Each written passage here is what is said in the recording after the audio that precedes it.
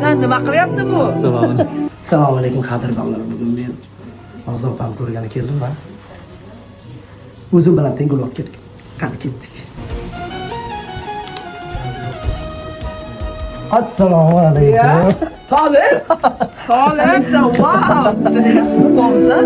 Qanisan? Yursan, nima qilyapti bu? Assalomu alaykum. Wow. Qani mana. Wow.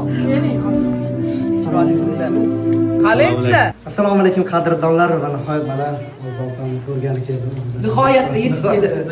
Hech bir-birimiz bilan ko'risha olmayapmiz. Men yoqda bo'lsam, bu yoqda bugun mana keldi. Ulardan uzmoqchi edim mana. Xalq xizmatidan charchaman. Ishlayotdik bir oyda. Mana bu ijodxonada hamma ijodga keladi. Xursandman. Xalqqa ma'lum bo'lyapti. Nomi yo'q, yaxshi bola. E'tiborni hech qachon anaqa qilmaydi. Yozib turadi. Bormoqchiman oldingizga. Men o'zim Instagramda o'zim yotib bitta bo'lib qolaman. Mana endi asl mana sal nima bo'lib endi ko'rishdik. Omadingni bersin.